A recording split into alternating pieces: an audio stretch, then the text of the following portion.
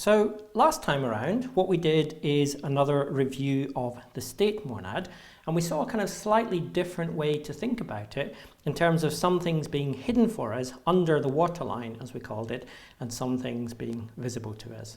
And then we saw an example of the state monad being used in practice. We wrote a Haskell program to relabel trees with fresh integers. So what we're going to do today is our last proper full lecture on monads, and we're going to be looking at three things. We're going to be looking first of all at the idea of generic functions. We'll be looking at what the monad laws are, because we haven't really talked about those up until now. And then we'll be kind of wrapping the topic up by kind of going back to the first thing that we started to think about in this part of the course, which was the idea of how do you write effectful programs in a pure language such as Haskell. So the first thing we're going to look at then is the idea of generic functions. And this is one of the key or important benefits of monads. And the idea is that you can define functions that work in any monad at all. So they're generic functions that work for any monad. And there's actually a nice library of these kind of things in Haskell. If you look in the control.monad library, you'll find many generic functions that work for any old monad. So I'm going to show you a couple of these.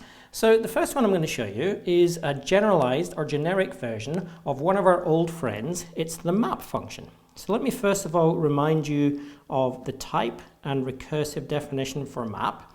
So map takes it takes a function from A to B, and it takes a list of A things, and it gives you back a list of B things. And if we defined it recursively, so that's going to make it a bit easier for us to generalize. We could say if you map a function across an empty list, you get nothing. And if you map a function across a non-empty list, you're going to simply apply the function to the first thing in the list, and then recursively, you're going to map the function across everything else. So this is a very familiar higher order function in Haskell. So we've already seen one way that you could generalize this, and this was the idea of functors. So it turns out the idea of mapping is not specific to the list data type. You can define this kind of operation for anything which is a so-called functor, as we've seen. So what I'm going to show you now is how you can also generalize this definition in a different way to work for an arbitrary monad in a slightly different way. So we're not just going to generalize over the list types here, we're going to generalize in a slightly different way, and we'll end up with a generic function which will do something useful for us. So let me get rid of all of this. I want to write down a new definition. So I'm going to define a function called mapm, because it's going to be a monadic version of map. And what I'm going to do first of all is define the actual function, and then we'll have a look at what the type is, and then we'll think, what does this function actually do? So I'm defining this monadic version of map called mapm, and I'll write down the skeleton. So it takes a function, and it takes a list, and it does something with it. And as with the standard definition of map, it's defined by recursion on the first parameter. So it's either the empty list or a non-empty list. So what are we going to write in the base case? Well, I want this to be something to do with monads now, so I'm not just going to return an empty list here. Let me return, using the return operator for an arbitrary monad, let me now return the empty list. Okay, so you can already see that this program is going to be something to do with monads. So I've just taken the standard base case for the map function, and I've written return in here rather than nothing. Okay, so previously we said map of f to an empty list is simply the empty list. Now we've introduced a bit of monadic machinery. And we'll do the same in the recursive case as well. I'm actually going to use the do notation. And now I'll basically take the familiar recursive definition for map, and I'm going to rewrite it using the do notation. So what I'm going to do is apply the function f to the first value in the list. So this is exactly the same as you do in the normal recursive definition of map for lists, except now I'm using the do notation, so I will bind the result and say, let me call the result value from that computation y. So I'm using the do notation. And then I'll do the same in the recursive case. So I'm going to build a new list y's, which is going to be obtained by recursively applying my mapm function to f and the remaining list. So again, this is just the normal recursive call that we have for the map function. We recursively map across the tail of the list, except this time we're using the do notation, so we're binding the resulting list and calling it y's. And then you can probably guess what's going to come next. In the last step, we're simply going to return the list y colon y's. So we put it back together. So again, in yellow, this is the normal components of the map function. We're applying the function to the first element, we're applying the function recursively to everything else, and then we're packaging the results up. Here we're now naming the results, but this time around everything has moved into a monadic setting because we're using return, we're using do, and we're using the rest of the monad machinery as well. So let me show you the type for this now. This is a perfectly well typed definition. So the type now involves a monad. So map M has type for any monad M. Doesn't matter what it is, it's a generic function. What it's going to do is it's going to take a function to process the elements of a list, and it doesn't this time go from A to B, it turns out to go from A to MB. So that's where the monadic machinery is coming in.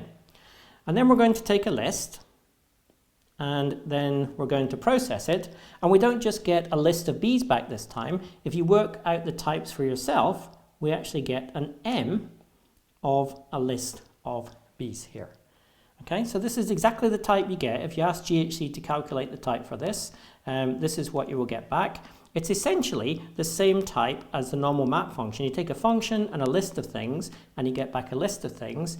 And the only change now is we have a monad involved. We have an arbitrary monad M, and that's governing the returned value B here, and also the returned list here. So we see the monad is coming into play when we're returning things. When we return the value from the function, in the first parameter here, we're going to be in a monadic setting, and when we return the value of the computation as a whole, that's the list of B's, we're going to be in a monadic setting as well. So this is a bit of a strange definition. It's something which is easily understandable, but you might think, well, what actual purpose of this? What can I actually do with this? So let me give you one example of what you can now do with this generic, generalized version of the map function. And what we're going to think about is converting digits into integers. So what I'll do first is I'm defining a little helper function called conv. And what it's going to do is take a character digit and convert it into the corresponding integer. And I'm going to use the maybe type because this function could fail. If I give this the digit 1 as a single character, that's going to succeed and we get the integer 1 back. If I give it a capital A, for example, then we can't convert that to an integer, so it's going to fail. So I'm representing the failure using our old friend, the maybe type. So now what I can do is give the definition for this little helper function.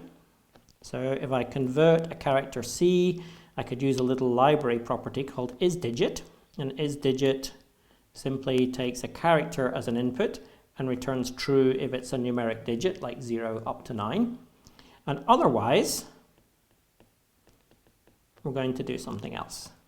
Okay, so if we do actually have a digit, all we're going to do is return just, and then we're going to convert it to the corresponding integer. And there's a little library function that will do that for us called digit to int. So I can just call digit to int on the character C, and it will convert it, and then I tag it as a successful result using just. And if it's not a digit, I'm going to fail and return nothing. Okay, so we've got a little helper function now, but what is this actually to do with our mapm generic monadic function? Well, I could map this function across a list of characters or across a string. So let's see this actually in practice. So what I'm going to do here is if I typed all this stuff in and I started up GHCI, I could write my monadic version of map, and I could apply the conversion function, conv, because it's got a monadic return type, and that's exactly what mapm lets us deal with. We look back to the previous slide. Mapm takes a monadic function. It takes a list of things and it's going to give you back a monadic result. Okay, so we can then think, how does this actually work in practice here? So if I'm going to take in a list of characters, let me just write this as a string here, 1, 2, 3, 4, then you can think, what is this actually going to do? Well, we're working in the maybe monad here, so if you look back to the type, we're going from a character to maybe even integer, and then we're taking a list of characters, and what we're going to get back is maybe of a list of integers in this case, because we're mapping this particular conversion function. So how does this work in practice? So we're going to get maybe of a list of integers. So in this particular example, we're going to get just of all the component parts, 1, 2, 3, 4, or all the component digits rather. So mapm here is doing something interesting for us here. This conversion function could fail, and we're applying it to a list of digits here, 1, 2, 3, 4. And what we're going to do, or what the mapping function is going to do, is it's only going to succeed for us, like it has done here, if all of the numbers are actually digits, and then it will give us them all back. So if any of these values was not a digit, this function would fail, but we didn't actually need to manually worry about propagating that failure. It's all done automatically for us by our monadic mapping function. So we can see a little example of this if we put it into something which doesn't actually have a, or has things which are not digits in it. So if I do mapm, a conversion function, and I apply it to like 1, 2, 3, and then an A or something like that. It doesn't matter where we put the A in here. It's not a digit, then this would fail. Okay, so this would give back fail. Okay, so again, this is an example of a monadic function which works for any old monad. Okay, it's the mapm function. So let me give you one more example of this. I'm going to think about how we could generalize another familiar library function, and it's the concatenation function on lists. So let's remember the definition for the concatenation function. So it takes a list of lists of type A, and then it's going to give us back a single list of type A. And I can define this one nicely using a simple list comprehension. I could say if you take a list of lists, x's, with 2 s's on it, because it's a list of lists, what I'm going to do is return all possible values x, such that we're going to range over the first list. So x's goes over the first list, and then x is going to range over each of those lists. So it's a simple kind of double list comprehension. We take in a list of lists, we take each list one at a time, then we take each element from each list and we package them up. And again, we can play exactly the same kind of game. Here we're taking a list of things, or a doubly nested list, and giving back a list. We could think about generalizing this function, in this case from lists to an arbitrary monad. And this is going to give us what's called the join function in Haskell. So here's the generalized version. Let me write down the function join, which is in the control.monad library. It takes an arbitrary monad m, which could be list, could be maybe, could be anything you like, including things like state. And then it's going to take an m of an a, and it's going to give you back an ma. So again, this type here is specific to lists. This type here is generic because it's going to work for an arbitrary monad m rather than just for lists, because we have this little class constraint in here. And there's something quite interesting going on with this type. If you think what this actually is, the parameter here, this is a computation that returns a computation. Okay, so it's an m which returns something of type m of a. Okay, so it's a computation which returns a computation, which is a bit of a strange idea, and it's not something you can really think about in most programming languages. So now we can think about the actual definition itself.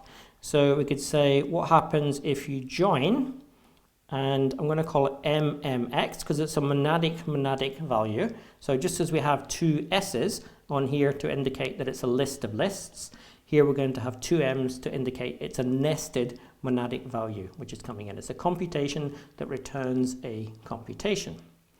And then all we're going to do is we're going to take the list comprehension definition here and just rewrite it in monadic form using the do notation, which is very simple.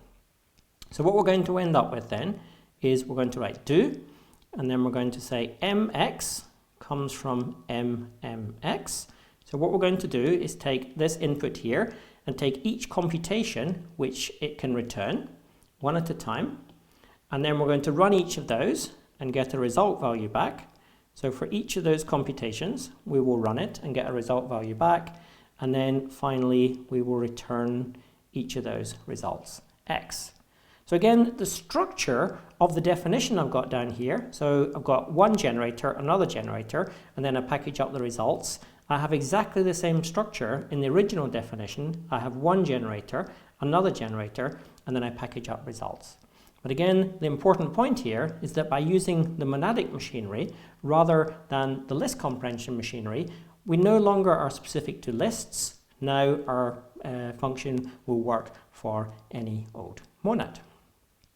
So let's have a simple example of this. So what could I do? Well, we can check if we started out with GHCI. If I used it on lists, it behaves in exactly the same way as concatenation. So if I said join 1, 2, 3, 4, 5, 6 as a nested list, that would just behave exactly the same as concatenation. It's a generalization. So I'd get 1, 2, 3, 4, 5, 6. But of course, the function here is not specific to lists. Now we can use it for any old monad. So for example, we could use it with the maybe monad, we could use it with the state monad, anything we like. Okay, so let's have a simple example of this. So, I could take a nested maybe value. So I could say, what is the result of joining? So if I had a just of a just, so just 1. So that's something of type maybe of integers. And then what join will do is it's going to flatten that down and just give us back a single just value. Again, this kind of behavior is quite useful to you sometimes when you're programming with monadic things, or in particular with things that could fail. So the kind of take-home message here is that the join function of this type is going to flatten monadic values. It takes a computation that returns a computation, and it's going to flatten it down into a single computation. And that computation could be a list, it could be something that could fail using the maybe monad, it could be state, it could be whatever you like. And again, the take-home message here is that you can use monads to define generic functions which work for any old monad. So the next thing I want to think about is an important topic to do with monads that we haven't talked about up until now, and it's the so-called monad laws. And the basic idea is that in order to be a monad, the two basic monadic functions, return and bind, must satisfy three simple equational laws. So what we're going to do is try and actually reinvent these three equational laws by just looking at types. So we'll consider the first two laws first of all. So the first two laws concern the link between the return function of a monad and the bind function of a monad. So let me write down the left-hand side of the first of the monad laws. So the left-hand side of the law says, if you return a value x, and then you feed it into a function f, then that had better be the same as something. So we're formulating an equational law here. We have one side which we want to be the same thing as another side. And our goal here is now to figure out what this thing should potentially be on the right-hand side just by thinking about types. So let's have a look at the types of the things on the left-hand side. So we have x first of all. That's just any old arbitrary type A. We don't know anything about it at this point. But we know what the type of return is. What return does is it takes a thing of type A and converts it into an M of an A. So we can track through the type here. So if I write a bar here, this is the type of return of X. That's going to be an M of A, because return goes from A to M of A. Now we can look at the type of F over here. And we can work out what the type of that must be straightforwardly, because we've got a bind here, and bind takes an M of an A, which is what we've got down here, and then it takes an A to MB. So we can write down the A to MB over here. So we know what the type of F is. That's going to be an, let me get this in the right place, it's going to be an A to MB. And then finally, when we put everything together, here we have an MA, Here we have an A to MB, and when we bind one into the other, of course, we're simply going to get an MB, because that's the type of bind. So what we know now is that the whole of the left-hand side has type MB, so that tells us that the right-hand side must have the same type, because we're formulating an equality here. The two things must have the same type. So let me get rid of all the type information now, and, well, actually, let's leave it, because we need it, actually. So what are we going to write on the right-hand side here now? So we need to write something of type MB. So what are we going to write? So we need to get an MB from somewhere.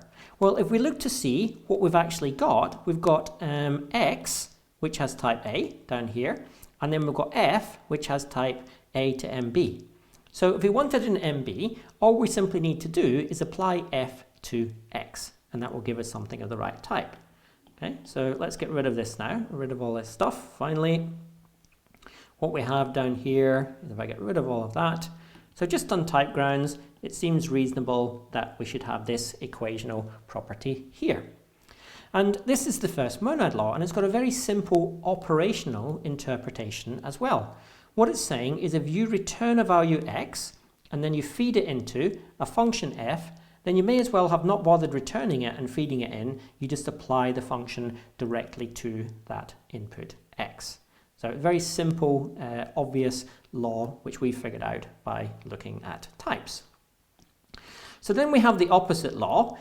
Here we have a bind with a return on the left-hand side. Let's try and formulate a law with the bind with the return on the right-hand side. So what we're going to have is some arbitrary monadic computation. Let me call it mx. And that's going to feed into return. So here you see you have the return on the right-hand side. And then we need to figure out over here, what should we actually write? So again, here's return on the left of the bind. Here's return on the right of the bind. So it's kind of two sides of the same coin. So we can do the same thing again. We can track through the types. So this is the first parameter to a bind. So we know it's got type M of A, just by the type of the bind. We know what the type of return is. It's given in the monad declaration. It's A to MA. And then in this case, when we apply the bind, we've got an MA, an A to MA. So when we bind one into the other, what we're going to get is the whole thing here has type M of A. So this tells us now that this guy over here must also have type M of A, because it's an equality. The two sides of the equality must have the same type. So then we can think, how can we build something of type MA? Well, we've actually already got one. It's MX. That has type MA. So we can just write MX on the right-hand side here. So let me get rid of all of this type stuff now. And again, this is the kind of thing you probably want to kind of track through for yourself, just with a piece of paper, and make sure you can reconstruct this kind of example. So this is the second monad law, and again, it's got a very natural operational reading. It says if you've got some monadic computation and you're feeding its result into return, and remember return doesn't do very much, it basically does nothing, then it's saying that you can avoid using the bind and return and just run the original monadic computation.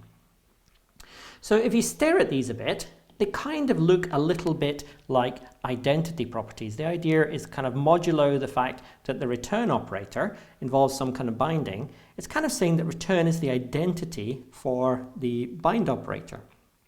So what do I mean by this? Well, you're familiar with identity laws from mathematics. I mean, at school, primary school even, you learn things like 1 times n is n, and n times 1 is also n. And what this is saying is that 1 is the identity for multiplication. It's saying if you take any value n and you multiply it on the left by 1, then it doesn't change the n. And if you take any value n and you multiply it on the right by 1, then it doesn't change it and you get the same value. So this says that 1 is the identity for multiplication. So what we have up here is the same kind of thing, but in a more refined computational context. This is essentially saying that return is the identity for bind. So here on the right, if you bind something into return on the right, you get back the same thing. So that's precisely an identity property. The top one's a little bit more sophisticated because there's a value x flowing through, but if we kind of squint at this, this is saying if you return and then you bind into something, then you just get the something. But we have to remember to pass on the result value too. So if you squint a little bit, if you put on the right color glasses, then you can see that these two laws look like identity properties for the bind operator. And actually you can make that precise, but that would take us a little bit beyond the kind of thing that we're going to do in this course. But for now, just think these kind of look a little bit like identity properties. So let's move now to the final monad law. And this law links the bind operator with itself. The first two laws linked the bind operator with return. So it's going to be an associativity-like property. So let me write it down. So the idea here is that you have two binds. So here I have two binds. I have one here, and I have three parameters, and I've bracketed things to the left.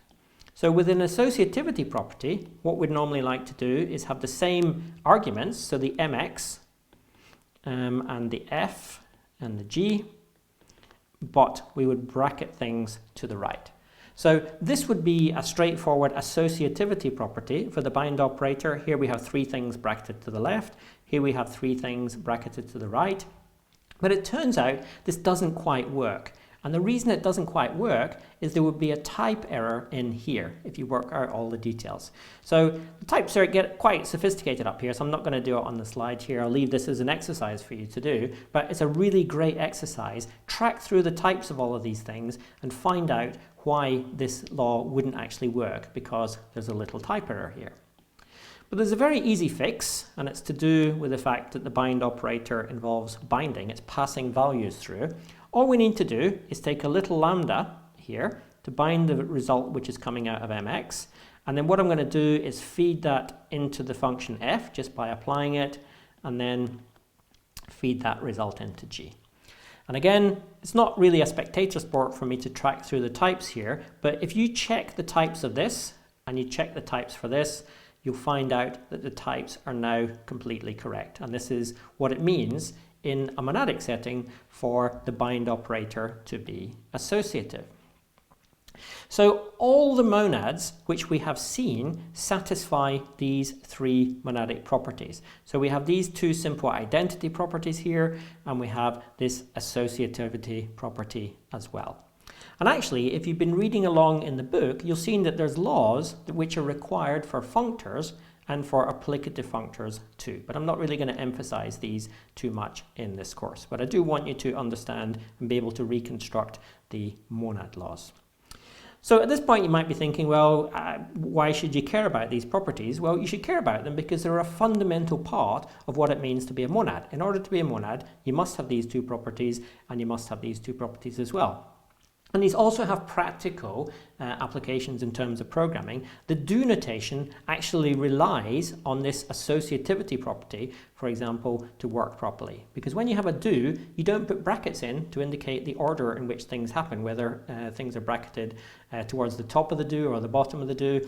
And fundamentally, you don't need those brackets because of this associativity property. So the last thing we're going to look at today is the idea of effectful programming. And this brings us right back to the start of this part of the course, where we asked the question of how do we write effectful programs in a pure language such as Haskell. So we're going to have a think about this now and kind of reflect on what it is we've actually been doing. So what we're going to do is I'm going to write down a couple of types here, the type A arrow B and the type A arrow MB, where M is a monad. And then we can think, what is the difference between functions of these two types? So let's have a look at the first one first of all. If I give you a function from A to B in Haskell, Haskell is a pure language, so you know that this is a pure mathematical function. All it does is it takes in an A and delivers a B. It doesn't have any other kind of effects at all. It's a pure mathematical function. On the right-hand side, we also have a pure mathematical function. Because it's Haskell, it takes in an A and delivers a B, but because we have a monad M here, there's also an effect going on which is described by the monad M. Okay, so again, the fundamental idea, A to B is a pure mathematical function, takes an A and delivers a B. A to MB is still a pure mathematical function because we're in a language such as Haskell, but the idea is that the monad encodes or describes a particular kind of effect which this function may have. That all sounds a little bit vague still, so let me kind of make this more concrete by drawing a little table. So what I'm going to do on one side is consider some function types, and then on the other side I'm going to consider what kind of effect these are representing or capturing or describing. So the first kind of function type we could think of is something from type a to maybe of b. So in this case we've got the a to mb where we have the maybe type sitting here. So what kind of computations are captured by these kind of functions? Well, obviously it's something to do with exceptions. It's computations that could fail. So these are pure mathematical functions, but they also have a possible effect, and the effect is that they could either succeed or fail. So we could fill in the right hand side here. This is exceptions. So if you wanted to do programming with exceptions in a pure language such as Haskell, you could program in a monadic style using functions of these types. And again, exceptions just capture the idea of possible failure. Then we could think about a different monad. Let's think about the list monad now. So if we had functions from type A to list of B, what do these kind of functions represent? Well, if you think about it, this is kind of multiple successes, whereas maybe you can have either one success or no successes, which is failure. With the list type, you can have multiple successes, because a list could have 0, 1, or many things in it. So the way I like to think about this, or the way programming language people think about this is like non-determinism. It's the idea that your computation could return more than one result. I mean, I'm going to get this wrong. Non-determinism. So it's the idea that your computation could return 0, 1, or many different kinds of results. So it's like multiple successes. So whereas exceptions, in this case, is you can either have failure or one success, you get a just. With a list, you could either have failure, which is the empty list, or you could have many possible successes. So you could think of this as being like non-deterministic programming, where you return all possible ways that something could succeed. So we saw another example in this course. We saw state. So you can have a to st of b. And functions of this type represent computations that fundamentally take an a and deliver a b, but internally they may have some kind of state being manipulated kind of under the hood or below the water level. So this is internal state. Okay, so we've seen these. We didn't talk about it much so far in this course, but in the first year, if you did the introductory functional programming course with me, you also saw computations of this type, a to IO of b, and the IO is the monad in Haskell, which lets you do input, output. So that's how you do input, output in a pure functional language such as Haskell. You use the IO monad to keep things still pure.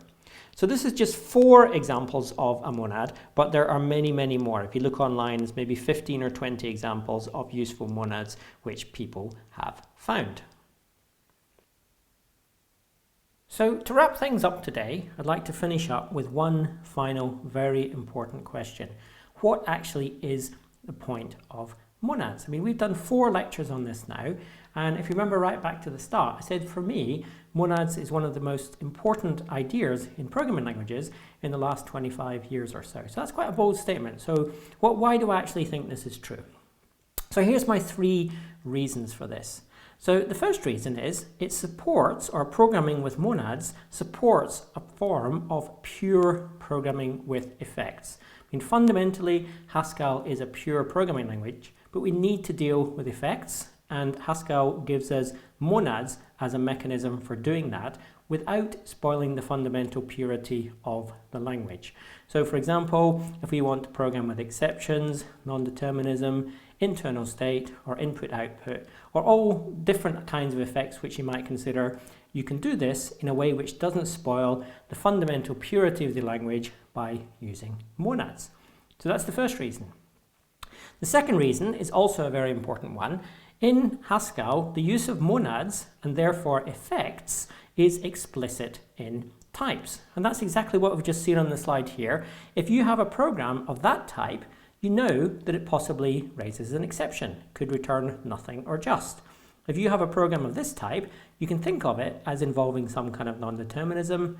This program involves some kind of state. This program involves I/O, and so on and so on.